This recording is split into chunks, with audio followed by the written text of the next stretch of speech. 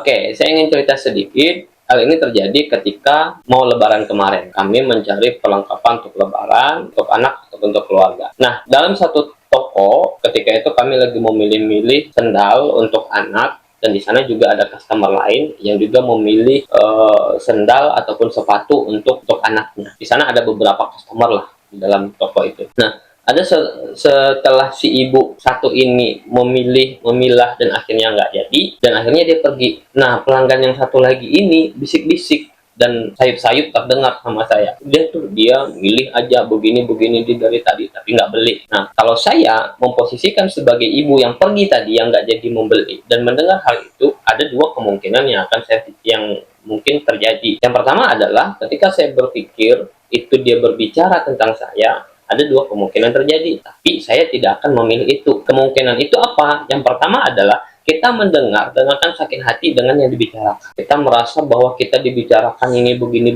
dan begitu. Tapi kalau saya pribadi, ketika saya digitukan, saya memilih untuk tidak sakit hati, saya memilih untuk tidak peduli, saya memilih untuk tidak perlu memikirkan hal itu, karena pikiran itu dan akibatnya adalah dari kita sendiri. Kalau kita pikirkan dan kita menjadi sakit hati, akibatnya adalah diri kita sendiri. Tapi kalau kita diamkan, kita biarkan, maka yang terjadi adalah kita bawas aja, slow aja. Apa yang terjadi ya udah, biarkan aja dia bergunjing ini segala macam, kita nggak peduli. Toh ketika kita pergi, kita nggak dengar lagi tuh apa yang mereka ucapkan. Ini sering terjadi. Jadi intinya adalah, pembelajaran yang bisa saya berikan di sini adalah, ketika ada yang membicarakanmu, biarkan saja, diamkan saja, pergi saja berlalu. Karena ketika mereka membicarakan, nanti kan nggak dengar lagi dengan kita kan, dan nggak akan termasuk lagi dalam pikiran kita. Kita biarkan saja mereka berbicara apapun itu, dan jangan ambil peduli. Yang penting adalah tujuan kita selesai pada saat itu. Dan akhirnya kami selesai memilih sendal untuk anak-anak.